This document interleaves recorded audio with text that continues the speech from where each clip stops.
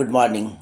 आज हम अपने पॉलिटिकल साइंस डिग्री 3 के छात्रों के लिए अंतर्राष्ट्रीय राजनीति से संबंधित विषय अंतर्राष्ट्रीय राजनीति का आदर्शवादी सिद्धांत पर चर्चा करेंगे।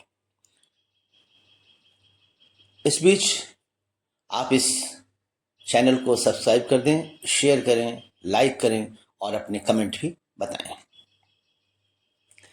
आदर्शवादी सिद्धांत अंतर्राष्ट्रीय राजनीति के अध्ययन एवं विश्लेषण के लिए विकसित किए गए प्रारंभिक सिद्धांतों में से एक है। यह सिद्धांत विशेष रूप से दो विश्व युद्धों के बीच के काल में प्रचलित था। इस अवधि में कूटनीतिक ऐतिहासिक सिद्धांत, मार्क्सिस्ट लेनिस्ट थियरी, मार्क्सवादी लेनिनवादी सिद्धांत तथा रियलिस्टिक थियरी, यथार्थवादी सिद्धांत जैसे सिद्धांत प्रचलित थे। परंतु निश्चित रूप से उस काल में आदर्शवादी सिद्धांत ही सर्वाधिक लोकप्रिय, महत्वपूर्ण एवं प्रभावशाली था। अंतर्राष्ट्रीय राजनीति के आदर्शवादी सिद्धांत के प्रणेताओं एवं समर्थकों में टॉयनबी, एंजेल, जिमर, बटरफील्ड, रसेल जैसे लेखकों तथा अमेरिकी राष्ट्रपति वुडरो विल्सन जैसे राजनेताओं के नाम उल्लेखनीय हैं। यह सिद्धांत यद्यपि द्वितीय विश्व युद्ध के प्रारंभ होने के समय तक अपनी लोकप्रियता बहुत हद तक खो चुका था, फिर भी 1980 वाले दशक के उत्तरार्ध तथा 1990 वाले दशक के प्रारंभ में फुकुयामा तथा हंटिंगटन ने अपने लेखों के द्वारा इसे पुनर्जीवित करने की कोशिश की। अंतर्राष्ट्रीय राजनीति का आदर्शवादी सिद्धांत बुनियादी रूप से यथार्थवादी सिद्धांत से अलग है, भिन्न है।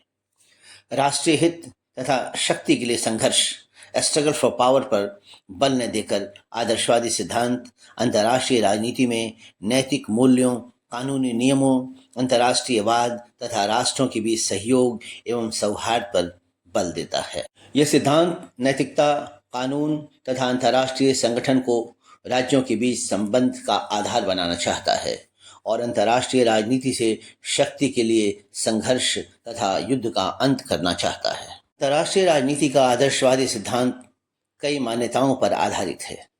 सबसे पहले आदर्शवादियों के अनुसार मानव स्वभाव बुनियादी तौर पर अच्छा है।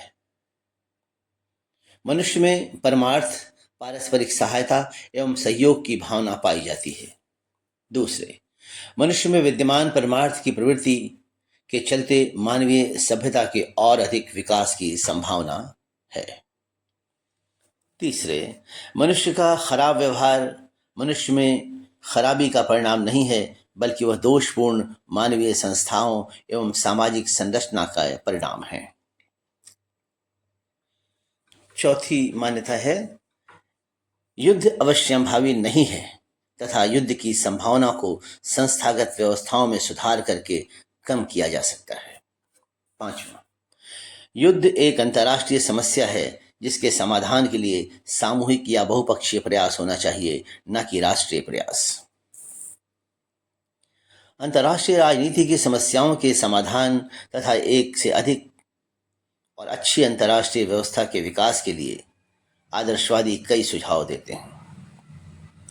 सबसे पहले, आदर्शवादी अराजक एवं युद्ध की प्रवृत्ति को जन्म देने वाली शक्ति संतुलन व्यवस्था के बदले सहयोगात्मक अंतर्राष्ट्रीय संगठन पर बल देते हैं। वे सामूहिक सुरक्षा के सिद्धांत पर आधारित अंतर्राष्ट्रीय संगठन के समर्थक रहे हैं। उनके अनुसार लीग ऑफ नेशंस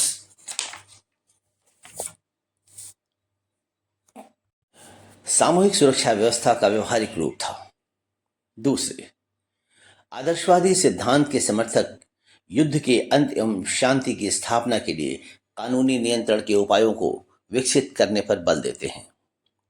ऐसे सुझावों में अंतर्राष्ट्रीय विवादों के समाधान के लिए मध्यस्थता और न्यायिक निर्णय जैसे उपाय सम्मिलित हैं। तीसरा, आदर्शवादियों ने शांति के लिए निरस्त्रीकरण के मार्ग पर बल दिया है। उनके अनुसार हथियारों से युद्ध की मनोवृत्ति को बढ़ावा मिलता है, इसलिए शांति के लिए राष्ट्रों को निरस्त्रीकरण के मार्ग को अपनाना चाहिए। इन उपायों के अतिरिक्त आदर्शवादी एक न्यायोचित अंतर्राष्ट्रीय व्यवस्था की स्थापना के लिए संकीर्ण राष्ट्रीय निष्ठाओं, संकीर्ण देशभक्ति के स्थान पर समस्त मानव जाति की एकता को बढ़ावा देने पर बल देते हैं। आर्थिक क्षेत्र में राष्ट्रीय प्रतिबंधों के बदले मुक्त अंतर्राष्ट्रीय व्यापार को बढ़ावा देना चाहते हैं। वे सीक्रेट डिप्लोमेसी, गुप्त राजनय के स्थान पर ओपन डिप्लोमेसी, खुले राजनय की व्यवस्था के समर्थक हैं। जनतंत्र के प्रयास को आदर्शवादी सिद्धांत के समर्थकों ने अंतर्राष्ट्रीय शांति के लिए उपयुक्त माना है। कांट के इस विचार से आदर्शवादी प्रभावित हैं कि जनतांत्रिक व्यवस्थाएं अंतर्राष्ट्रीय शांति एवं सुरक्षा के लिए अधिक उपयुक्त हैं। इसलिए वे विश्व में सर्वाधिकारवादी एवं तानाशाही प्रवृत्तियों को बढ़ने देना नहीं चाहते। फुकुयामा तथा हंटिंगटन जैसे लेखकों ने हाल के वर्षों में जनतंत्र को बढ़ावा देने का प्रयास किया था, बहुत कोशिश की थी। जो भी हो, आदर्शवादी सिद्धांत अंतर्राष्ट्रीय राजनीति के सिद्धांतों के बीच कई दोषों से ग्रस्त है। ये जिन मान्यताओं पर आधारित है वे अंतर्राष्ट्रीय राजनीति की वास्तविकताओं से मेल नहीं खाती हैं, इसलिए इसे काल्पनिक एवं अव्यवहारिक कहा जाता है। अंतर्राष्ट्रीय शांति एवं सुरक्षा की समस्या के समाधान तथा युद्ध को रोकने के लिए जो सुझाव आदर्शवादियों द्वारा दिए गए हैं, उनका व्यवहार में कार्यान्वयन मुश्किल है। राष्ट्र यदा कदा ही नैतिकता के नियमों एवं अंतर्राष्ट्रीय विधि से निर्देशित होते हैं। वे आमतौर पर अपने हितों को पूरा करने की हर संभव कोशिश करते हैं।